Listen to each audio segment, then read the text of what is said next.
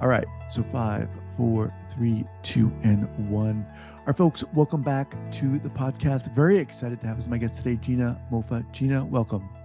Hi, guys. So great to be here. Thanks. So Gina is a licensed psychotherapist, mental health educator, and media consultant in New York City. In practice for nearly 2 decades, she has helped thousands of people seeking treatment for trauma, grief, as well as challenging life experiences and transitions. This includes work with the Holocaust survivors at the 92nd Y, as well as being a clinical director for a Mount Sinai Hospital outpatient program specializing in addictions. Gina received her master's degree in social work with a specialty in trauma from New York University. She's the author of the book titled Moving On Doesn't Mean Letting Go, a modern guide to navigating loss. Gina, welcome to the podcast. Thank you so much.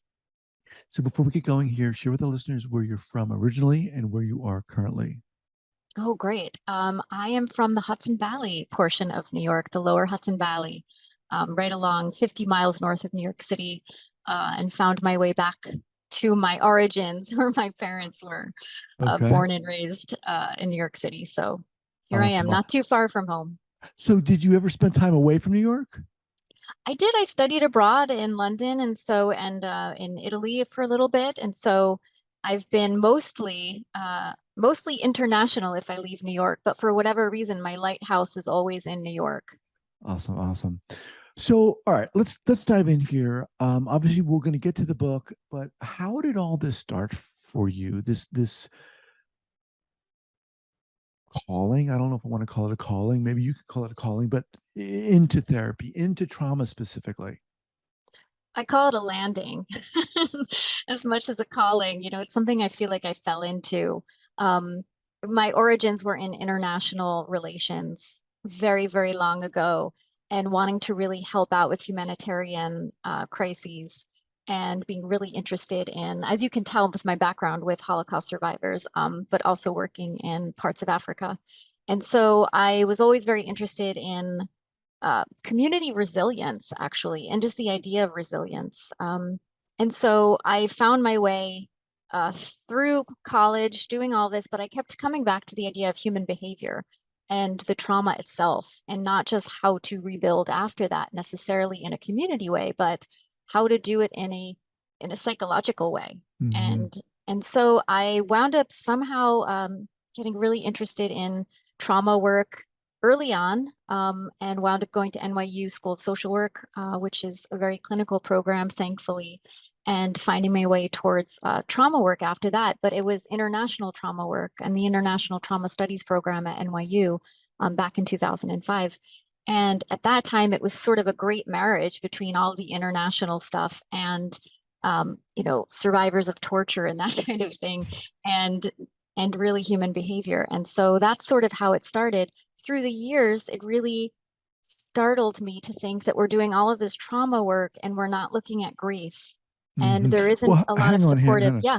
We'll get there. But how did you even, you talked about this early interest in international relations and community resiliency, and then where did that come from? You just come out of the room, boom, I'm doing it. It's a really good question. I was early on in my life a musician. I know this sounds, that's why I'm calling this a landing.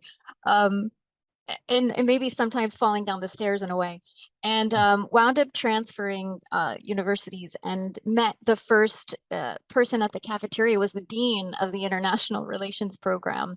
And so I decided that I really loved her, and hey, I'll give it a try, I'll take a few classes.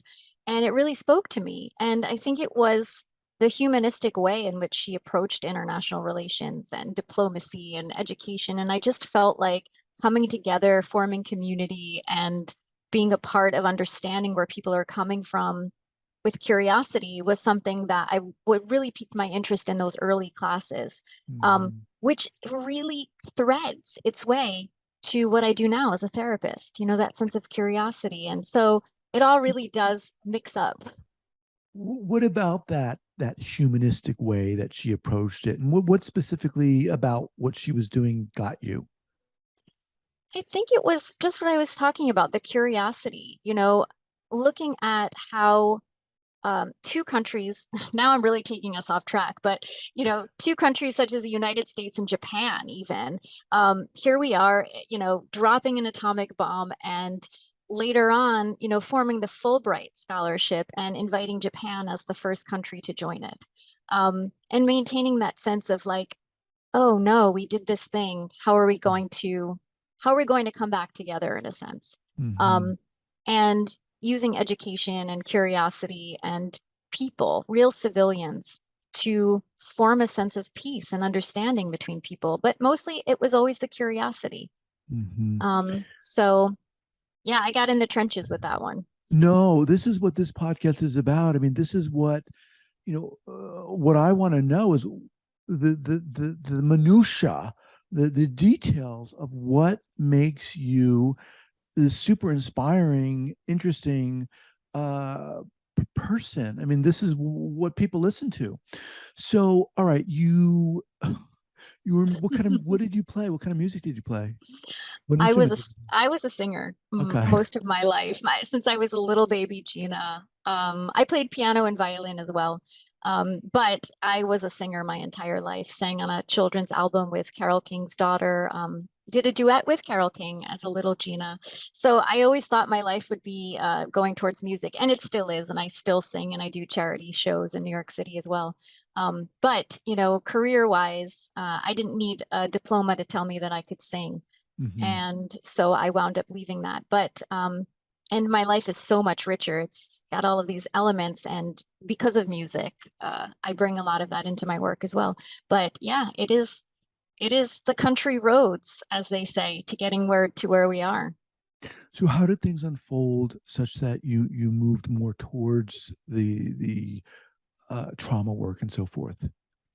I think it was listening to individual stories and, volunteering with people who were seeking asylum in the United States, and really wanting to understand how they were going to rebuild and how they were going to move forward, and what was in them, what strengths did they have, and what was their support system like. And I think those sort of questions that I was asking of them, and I was more curious in what was inside them Mm-hmm. that they could keep on going. And when I realized that, I realized I needed to go into something that was going to lead me to a more clinical route, which is why I chose social work, because it felt to me like I could still do the advocacy that I wanted to do, and still get educated in that way, but also still have that clinical aspect, and really get in there and look at and understand human behavior and resiliency, and how we heal,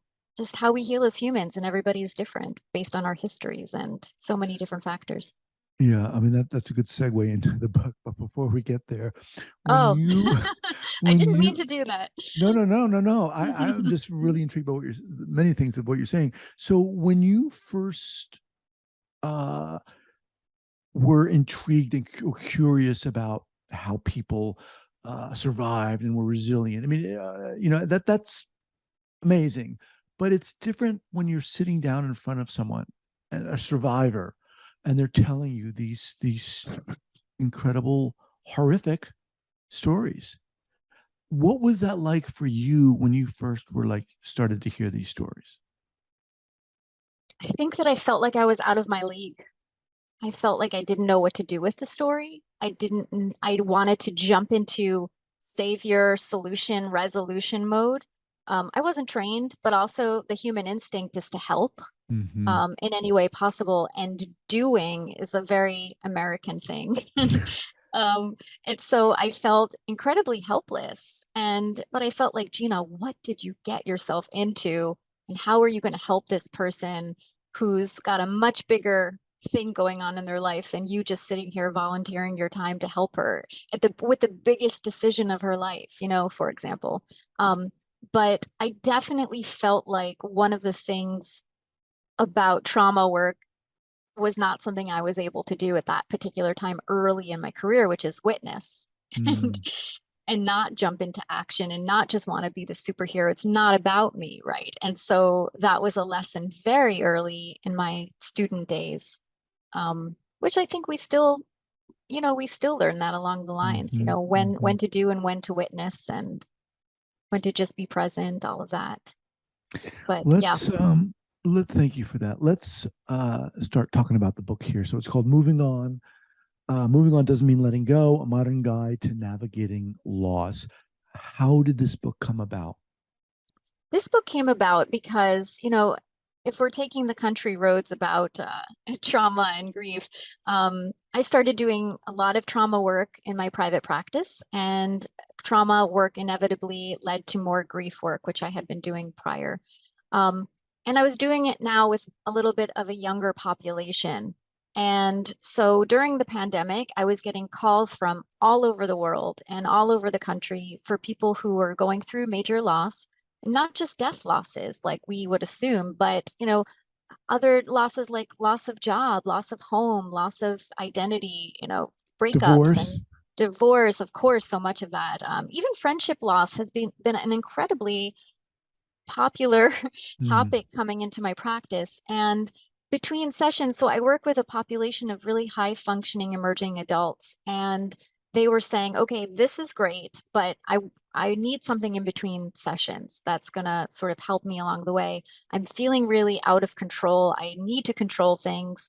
Now, understandably, we live in New York City, and this is a thing to be able to get things done, and also kind of a Western society ideal. Um, and so one of my clients said to me, do you have any books to recommend? And I recommended some, and in the topic of grief and with the topic of grief and trauma. And they came back and they said, these are good, but not speaking to me. And I need something that will speak to this lifestyle that we're in right now. And they said, everything you say in session, I resonate with it. I jive with it. Like, why don't you write it? And I laughed and time went by. And then I kind of kept hearing that, and I thought to myself, all right, I don't have enough of that sense of ego to say I'm going to write the book that fills in the gap. That's not my personality. let me Um, interrupt you for what was that gap you're talking about that they were expressing? the gap is that sense of agency over something that's a really unpredictable journey. So, what I mean by that is so many traditional books on grief will talk about how grief is not linear, which is true. There's no timeline, it's not linear, it's messy, it lasts as long as it lasts. That is all true. And yet, for a young emerging adult who doesn't have anyone else in their life who's experiencing loss, to have something that unpredictable and to say, you know what, your journey is going to be what it is. And you've just got to feel it for as long as you feel it. And your whole life is upside down right now. And that's okay because that's normal. That doesn't fly. And Mm-hmm. so, what it was is, okay, how do we give somewhat of a map, somewhat of uh, a, a structure to something that is structureless and unpredictable. Mm, And so the book in my mind was to say, okay, what do I do week by week in therapy with, X amount of people? And these people are the people who need that sense of structure because being out flailing about on their own in a state of grief and or traumatic loss is like a death sentence to them in some mm-hmm. ways. And so the book for me is as close to being in grief therapy and trauma therapy with me as one can get, which means I have tools and exercises, but I also share, I've been around the block. I lost my mom a few years ago and I failed miserably as at grief, and so I sort of give a little bit of kind of what I did wrong and what I would do differently and what I learned from it. Um, but it speaks to a lifestyle that needs a sense of something to hold on to. Mm, So that to me is sort of the gap, is really let's give you a sense of agency, even if in theory there isn't any, mm-hmm. but it only matters that you have something to hold on to. So it's really interesting what you're saying. You said about how grief is not linear and it's going to take however long it takes. And you said, we know when I'm telling this to these people, that doesn't fly. That's really interesting because it speaks to the difference between, what might be true on paper, but isn't true in the moment. I think that's really, really interesting how you even identify that, number one. So let's break it down. How do you address that in the book? Sure. Well, I address it by saying what the truth is, which is the truth is grief is not linear. You know, it will be different for everyone, depending on your culture, all of this. Also, that it's important that we find a sense of safety. Not everybody either has the luxury, the time, or the safety to grieve, right? We can take that for granted that we have bereavement leave, you know, even for 3 days. Mm, Some people don't get that.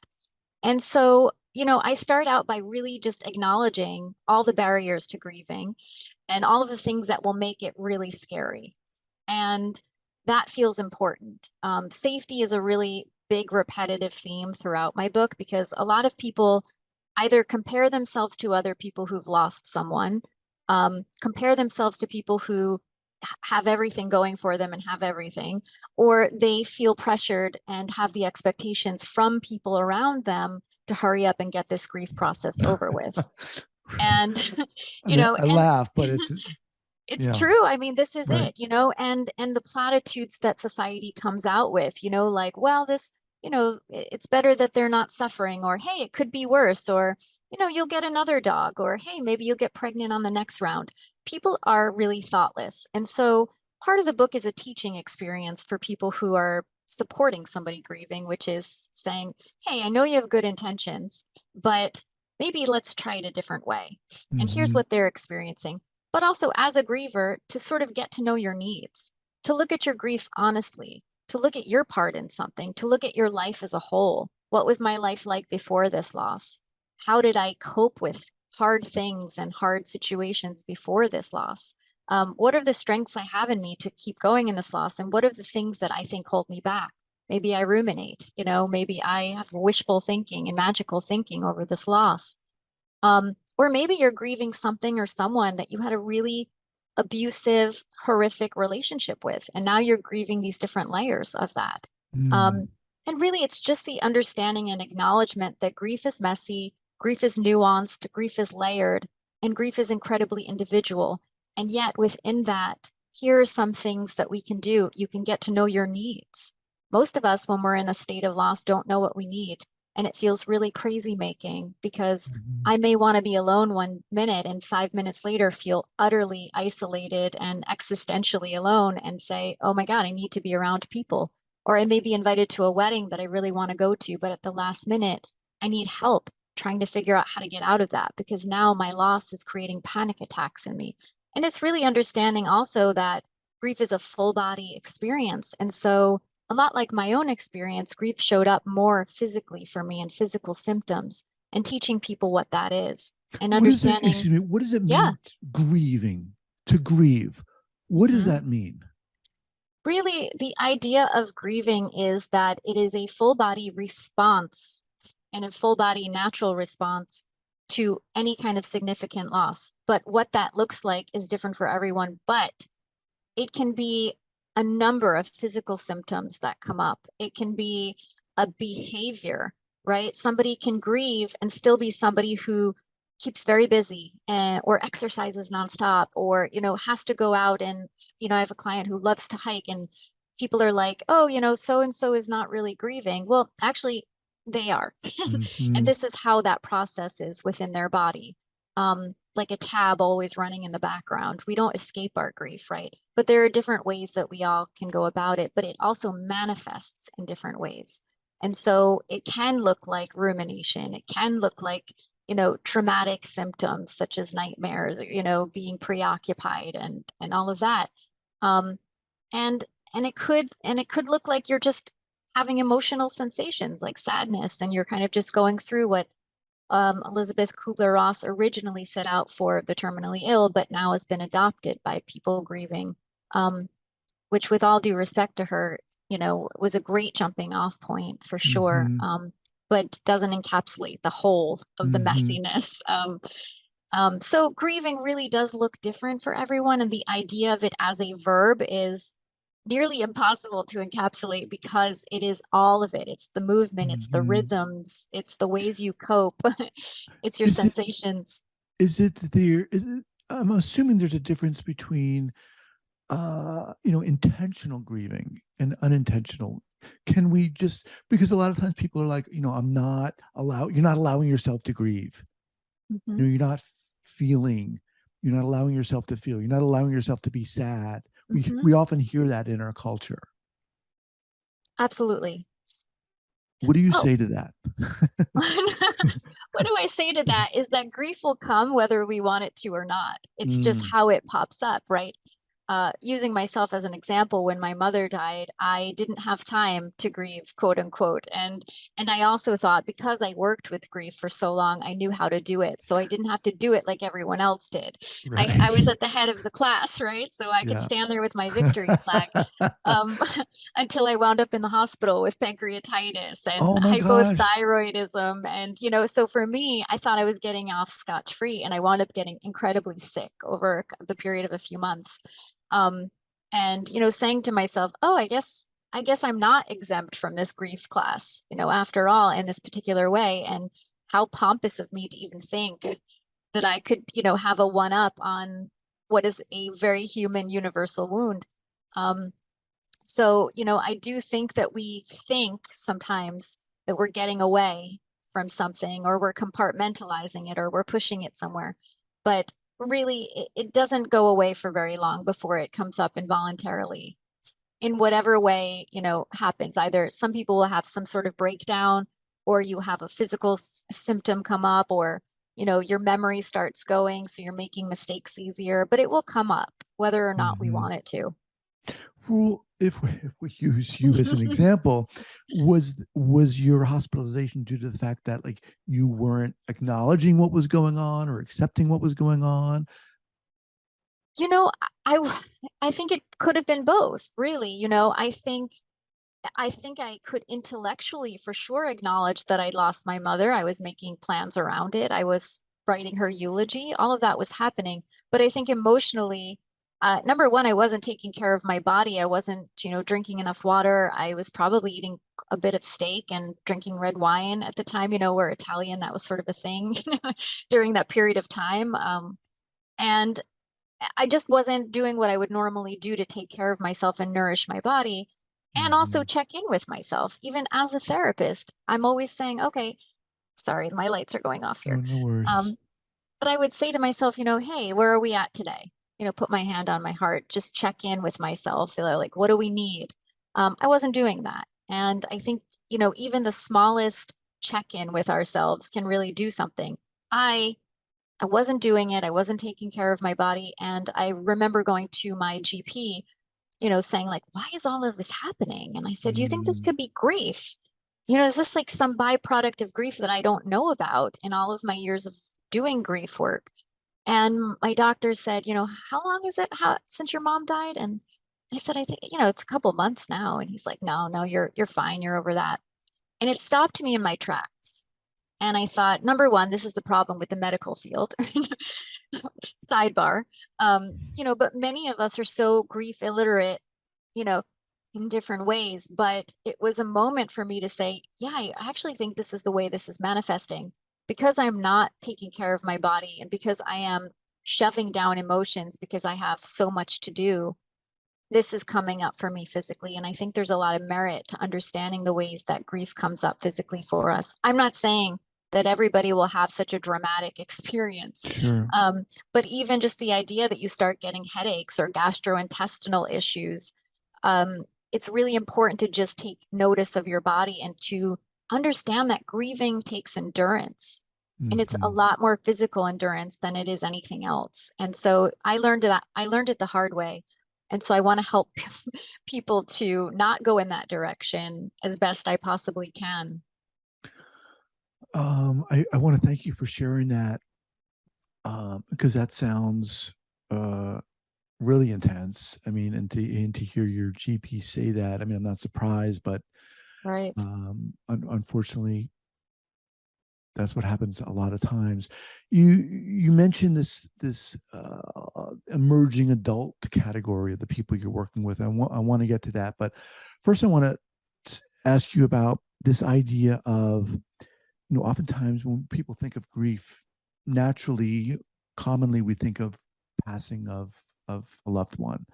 But as you mentioned, there's a lot of different types of grief. And recently I got divorced, which was crazy for me. And as soon as I mentioned it to people, and a lot of people were saying, and I know this was in the with the best of intentions, but you know, it's hard now, but you'll move on, you'll get over it. It was the best thing that's happened to me, and again, I know that people are trying, but like I found that like what? I'm not even there. I can't even think about what's going to happen, how this is going to be the best for me. This sucks, you Yeah, know? So I think oftentimes people don't know what to say. They want to help, like you said, the human instinct is to help, but it oftentimes it feels like a hot potato. How do we deal with this? it's so true. I'm sorry you experienced that, Guy. Yeah, Um, thanks. and it is hard and it's a grieving period. And I think people are so uncomfortable with not knowing what to do and not knowing what to say that they either say nothing or they say all the wrong things because they want to give you hope. Right. But unfortunately, and I say this a lot, and this feels like a very big passion of mine, is to teach about grief in a way that we can change generational relationships with the way that we grieve and the way we approach grievers. Because it's not a disease, right? But we want to get away from it as quickly as we can. And so I call it the platitude trap in my book, one of the chapters, because it is all about good intentions, but met all the wrong way, right? So I'm a griever, or I'm going through a divorce and I want to feel connected and I want to feel seen and I want someone to validate my situation. And they want so much to do that, but they don't know what to say. So they say all the wrong things and now two people fall into a trap and Mm, nobody connects. And, and it really has to do with the way that we're taught. None of us were taught, even for myself early on, not really knowing what to say when people died, to the loved ones. And or divorce, to me, it's like, oh my goodness, what, as a kid or something, what do you say to that? Congratulations, or, it's all really it could be. could be Right, for some right. people, For right? It's some a people. really, just like any loss, it's a really individual and unique experience. So it's really important to say, hey, Guy, how is it all, how is it feeling for you? Mm, What is your experience? And I bet it's changed from day to day, you know? right.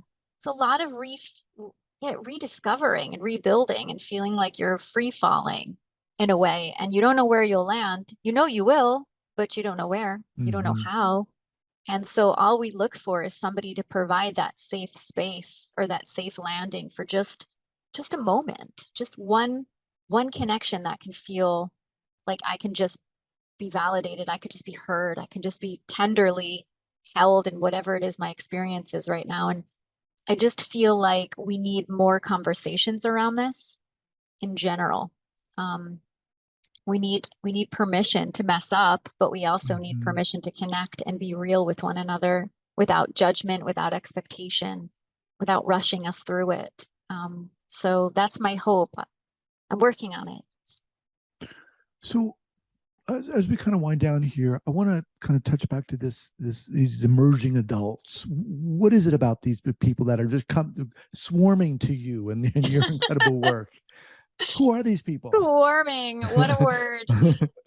Word of mouth in New York City, not a lot of people. I don't have many grief referrals in New York City. So I think, I happen to be one of them that people have used, and I'm incredibly grateful for that. I should add. But yeah, I don't really know why they've swarmed to me. I am pretty active on Instagram and I pride myself on creating a little bit of a community there and being really present. Um, I don't know what it is, but I do feel really identified with young adults in this way.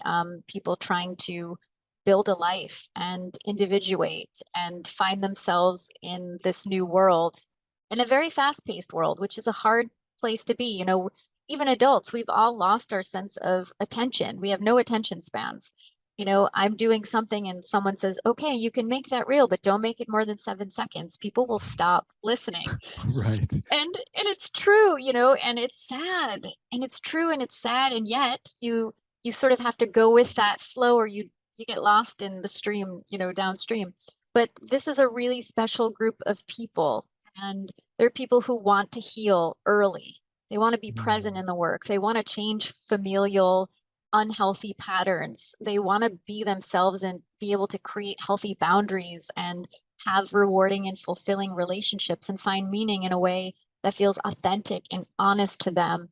And that is amazing because I come from a generation of family members who didn't speak what their feelings were, had no idea what family patterns were, didn't understand how to create a healthy boundary if it hit them in the face, Mhm. And so to me, this is such a noble path that they're taking that I really, not only do I respect it, but I revere the work that they come in and do and find presence with. So this book for me, although not just for emerging adults, for sure, I just wanted to give something back in a way that met them where they were because people are looking to heal. People want to heal in a way that many people have never, Mhm. we want to heal in a way we never have seen before in this society. And I think it's brave and courageous and also scary as hell. And so as therapists, if we can meet people where they are in this way and be able to say, okay, this is a messy experience we're going to have and it will feel worse before it gets better. And you've got to stick with it. And if you can commit to this, you will have the most rewarding inner journey you've ever had. And your whole life will be changed because of it. But yet it's unending and messy, when you can say that and they still show up, you have to create a bridge for them in some way. And Mm. that's what I hope my book does. And, even if it's a bridge for just one broken heart, one broken grieving heart, that's my goal. It's my Wow. aim. Wow. Wow. Amazing. The book is Moving On. Moving on doesn't mean letting go, a modern guide to navigating loss. Excuse me. Gina, you are incredible. How are you working with other therapists? What are you doing? And where can people find you? I wish I were working with other therapists. If you want to work with me, please reach out. I am just in private practice. It's a little bit of a lonely endeavor, but I I can be reached and found at ginamoffa.com.